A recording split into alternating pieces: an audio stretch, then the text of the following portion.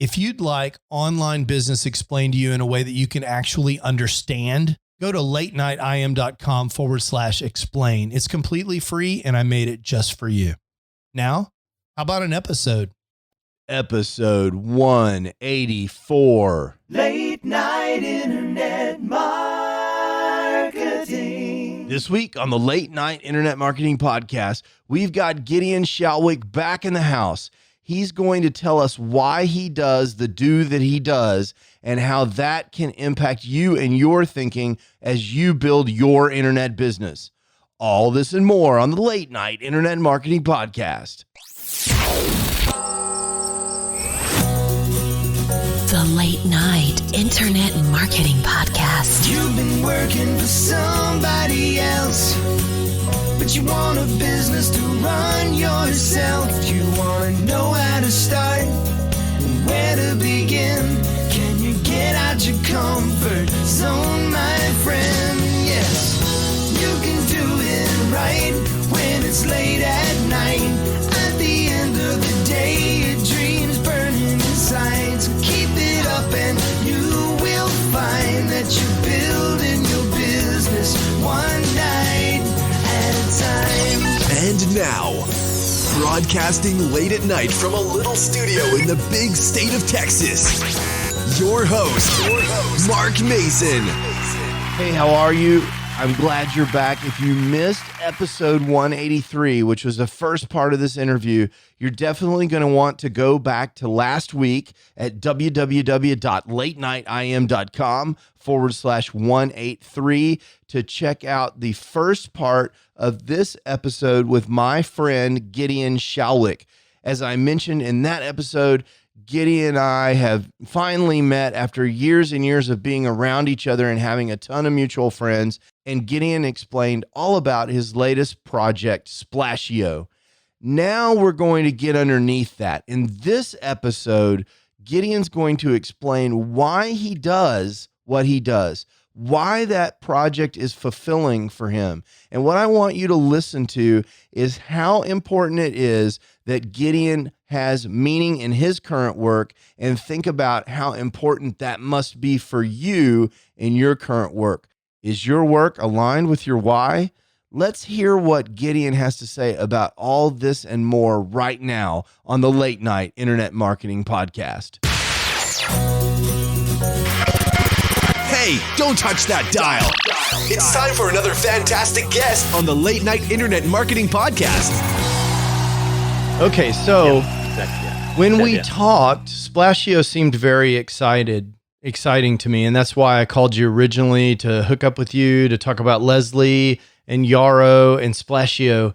But then you said something that really captured my attention. And you said this Splashio business is, and I don't want to put words in your mouth, but you said something along the lines that you were very excited about the Splashio business, particularly because it was so well aligned with your purpose. And I thought that was such a powerful statement and so important for success in business, not just online, but in general. I was wondering if you would take a minute and explore that with me a little bit and tell me how it is that a video service can be aligned with a purpose and what that means to you. Right. So there's a lot of depth here, and I could probably talk about this for quite some time. So I'll try and keep it brief. But basically what happened was for a long time now, and I think many of us are in this boat, there's been this search for me to find out, what am I doing here? What is my purpose and what is my why? And the funny thing about it is that I think I've always known it deep down, but on a subconscious or unconscious or emotional level. And I've never really been able to verbalize it. And when you can't verbalize it, it means you can't tell other people about it as well. And you also can't really get yourself psyched up about it because you can't even tell yourself about it. It's sort of hidden there. And so what happens is that it drives you without you even realizing it. And so relatively recently, I uncovered what that was for me. And it was quite revealing in a way, but then also like a revealing, but then also not too surprising at the same time. and like a bunch of emotions, even embarrassment came to mind as I uncovered this thing, because I felt a bit vulnerable and naked when I uncovered this, right? But basically what it came down to for me was that I started asking the question, why have I always done everything that I've done in the past? Why have I always done everything that I've done in the past? And it was uncanny, because the same answer came back for everything. So why I became an entrepreneur was the same answer. Why I used to do athletics. Why did I do athletics back in the day? Why did I go and study engineering? Why did I not enjoy engineering as much? And why did I move into the management side of engineering? Why do I eat the way that I do? Why do I dress the way that I do? Why do I go to certain events that I go to? Why do I have the friends that I have? And the same answer, which is captured in one word, kept on coming back to me. And it's, I would encourage everybody to try and search for this one word for themselves. But for me, it was captured in the word significance. The search for significance. And as I said, at first, I found it quite embarrassing to come to that realization. And because the first thing that came to mind was, I was telling myself, are you serious? Like, is this the only reason why I've done everything that I've done, to feel worthy and to feel significant and to feel that I'm valuable in essence? Is this the only real reason that I've done everything that I've done? Could it really be this petty in a way? It seemed shallow to you. Surely shallow, exactly. And I was thinking, surely, I've done some projects in the past and that I thought I could think about, and where I could say, I'm not doing this for me, blah blah blah. I'm doing this for the greater good of mankind, etc. etc.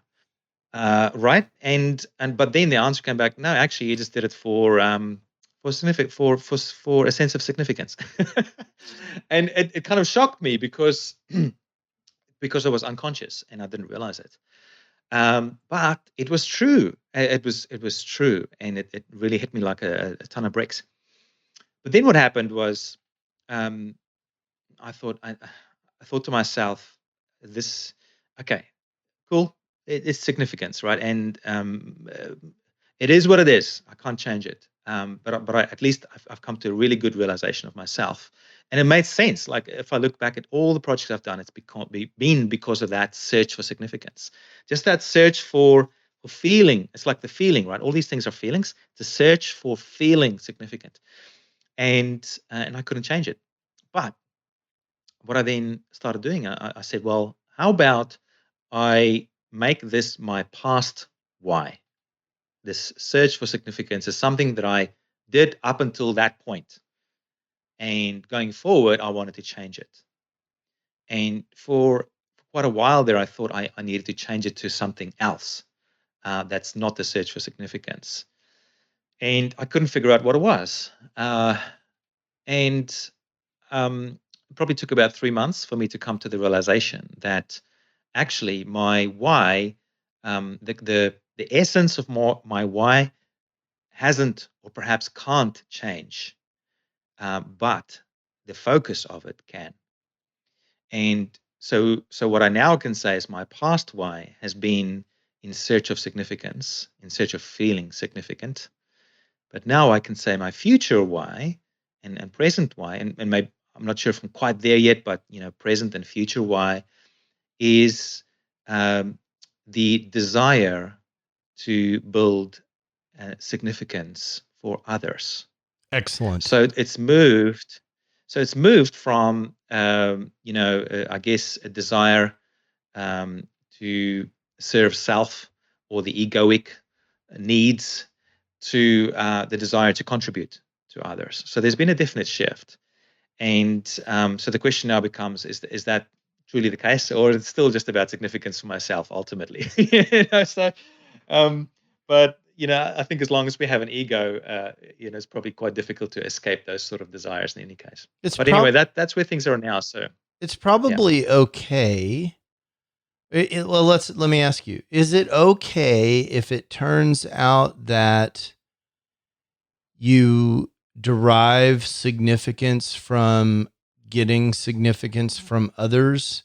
And I mean, in a pedestrian sense, Right. it's a win-win, right? Is that still okay? Or do you really have to reach this altruistic level of selflessness where you really truly don't care about yourself and you're just searching for significance for others, and you're wearing a robe and living in a hut somewhere? I mean, you know what I mean? What's needed here? Yeah. Well, I think there's a couple of ways that I've been looking at it. The one way is to look at it like where there's at least three analogies that kind of helps explain this, and then there's another way of looking at it. So I'll go through the three analogies and I'll talk about the other way. So the three analogies are like, and Buckminster Fuller came up with this first one. It's like the bee flying towards the nectar on the flower, right? But in the process, it pollinates all the flowers around it or her, right? And but it doesn't even realize it. So this bee is on a mission, right? On to get this nectar, but in the process, it pollinates 90 degrees to the direction of travel. So that's one visual idea there. The second visual idea is where you drop a little pebble into a lake, and as the pebble hits the lake, it starts making these ripples, right? But the ripples move in a 90-degree direction to the direction of the original pebble that got dropped into the water, right? Right. That's a second analogy. And the third one that I find most useful, because I've got a bit of a technical background, perhaps, but it's more rich, and it's a closer analogy for me to real life. But this is where you look at the analogy to electricity. When you look at an electrical or a copper wire, say, and you send an electric current through that wire. Not many people know this, but when there's a current flowing through the wire, it automatically creates a magnetic field around that wire 90 degrees to the travel of the direction of the current. And this is really cool. What that means is that it becomes like a magnet. And what a magnet does, it does two things at least. It both attracts and it repels. Now, the analogy that I use or the way that it relates to our lives is that when you're on current, when you're on path, when you're following or doing the thing that you're supposed to be doing, when you're in flow state, when you're in on that direction that you're meant to be going in, which is the one that you're supposed to be going in, that's when things start happening for you, and you become like a magnet. You start attracting the right sort of people into your life, the right sort of opportunities, the right sort of resources, but you also start repelling the wrong people out of your life and the wrong sort of situations, or whatever you want to call it. So it's a really beautiful analogy for me. So when you get in flow and you're on path, you become a magnet. And that magnetic field, by the way, is in, again, 90-degree direction to you. So what that means is that the impact that you're making in life when you're on path is often 90 degrees to your direction of travel. And that's really cool, because it's cool and important to realize, because what happens sometimes is we travel on our path and we start getting all these amazing results and making these amazing impacts, right? But then we get distracted. We go, hey, we turn 90 degrees towards the impacts that we're making, and we start following those, and then we just end up going in a tailspin and we become ineffective. So we don't always know, all the impacts we're making. Just like the bee doesn't know that it's pollinating the plants necessarily. We don't always know that all the impacts that we're making, but it's important for us to follow our path and to be going after that little bit of nectar. So it's kind of like a long way to explain that. I think when you're trying to pursue something like happiness or wealth or anything other than what is your true path, you end up not getting it. I'm not sure if you've tried to pursue happiness itself, or money is quite a good one. I mean, try and pursue money in and of itself. It's actually quite a boring thing. it's much harder to get it. You might get it for a short time, but then it dissipates again. Whereas if you pursue your path where you're following your gifts and talents, you're using your gifts and talents towards an area of interest, and you're making the world a better place. As a result, the impacts that you're making, you start getting all those other things at a 90-degree level. So perhaps as you follow your path, then all these other things come to you, like significance and success and status and money and whatever else. But you're not searching for it. You're not specifically pursuing it. It's as a result of you going on your path. So that's one way of looking at it. And the other way, I love the fact that you're the only person who's ever come onto my podcast and talked not only about Maxwell's equations, but also about Buckminster Fuller, who discovered carbon-60, right? So this is quite a scientific version of the late night internet marketing podcast. Hopefully we're not putting too many people to sleep here.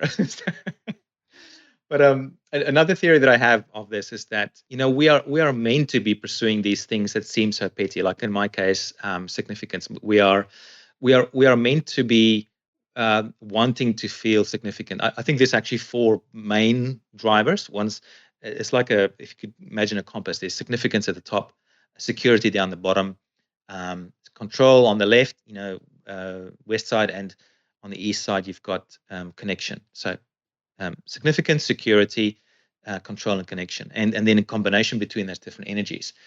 And what seems to happen is, like, if you look at my past why, for example, is that in the process of me subconsciously or unconsciously pursuing significance, I've been able to do some pretty cool stuff. I've been able to set up all these companies. That's definitely helped people. And on the surface, it might have looked like a sort of a selfish kind of a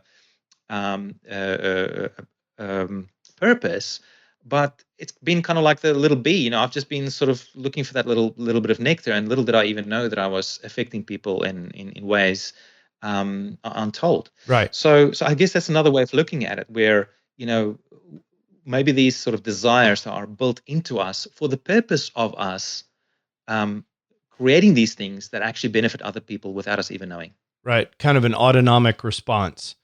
And it doesn't it's just like if you can create electricity with a magnetic field, right? So no matter which direction you're going in, there's going to be some side effect of this motion. So very interesting.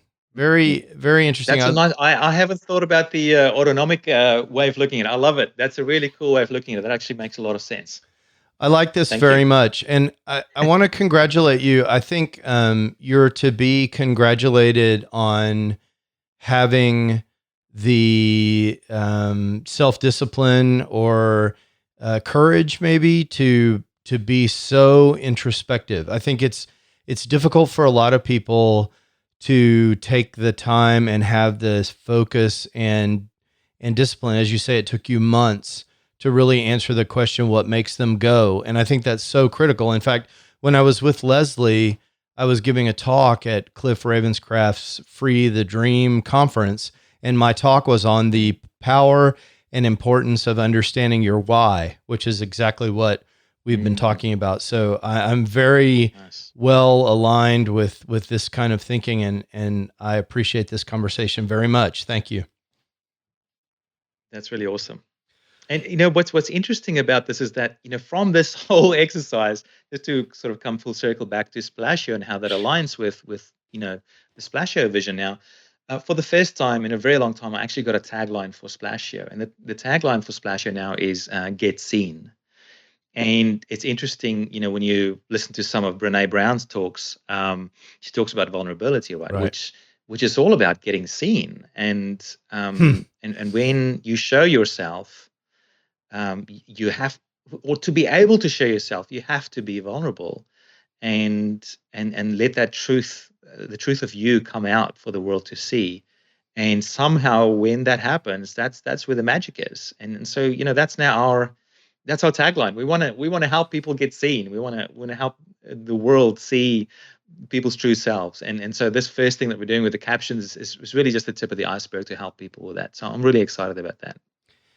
Gideon Shalwick, I couldn't have said it better myself. I think people should go check out splashio.com, get seen, and spend some time thinking about why it is that they want to get seen. I think that's the two actions that should come out of the show.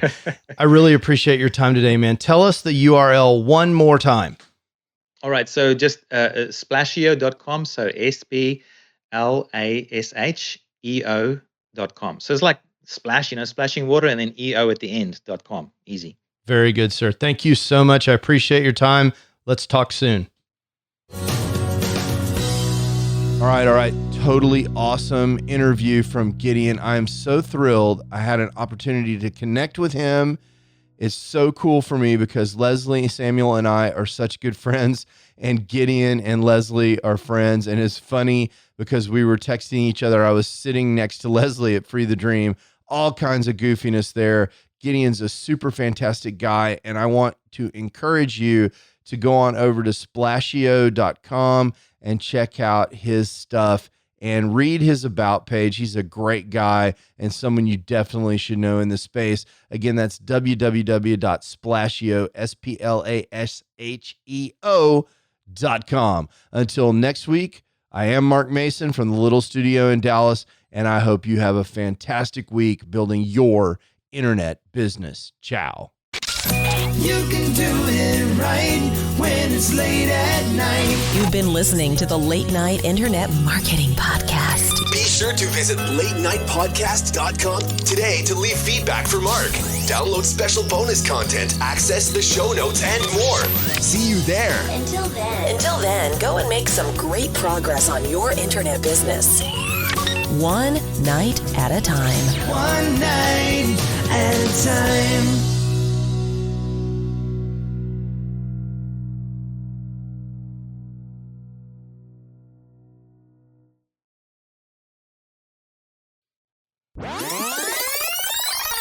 Okay. I hope you really enjoyed that. I really enjoyed talking to Gideon. He is so awesome. He's a really nice guy. He's one of the nicest guys on the entire internet, which is really cool. I hope you guys are having an awesome time coming into the end of the year. I have started a huge project over the last couple of weeks. I've made a commitment. I was having trouble, as you know, I've been having trouble for years finishing my affiliate marketing course. And so I finally made a commitment to my mastermind that I was going to finish it. And one of the ways I solidified that commitment was by committing to Amy Porterfield's 12-week course. And so I have a launch date set for January. So if you are interested in that, I'll be giving updates week by week about that course, about what's going on and my progress. And I'll also be giving you information about course development and stuff as that goes on. If you're thinking about building a course, Amy's course is closed, but I've used Amy for various different learning things over the years.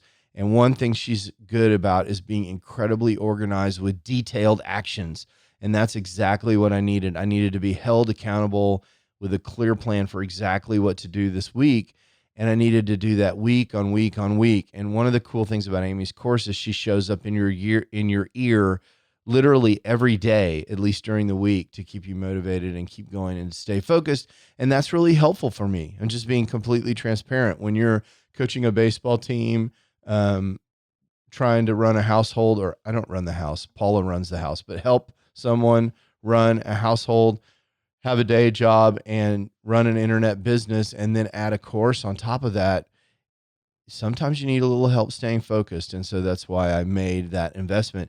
It's like when you know you want to be a runner, so you buy a running shoes because you buy a new pair of $200 running shoes because that's going to make you feel guilty if those running shoes are sitting there unused. That's sort of why I bought Amy's course. Talk to you next week. Ciao. Late night internet marketing.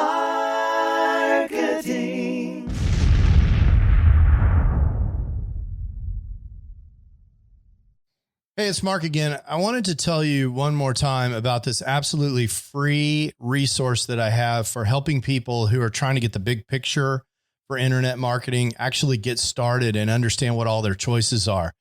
If that's not you, there's no more content. You can skip to the end. But if you're someone who came to this podcast because you're searching for how to get started online and you just can't cut through all the noise, I get it. That was me in 2007 when I was trying to get started. There were so many people throwing offers at me that I really couldn't even understand what all the different business models were. I couldn't understand how money moved around on the internet.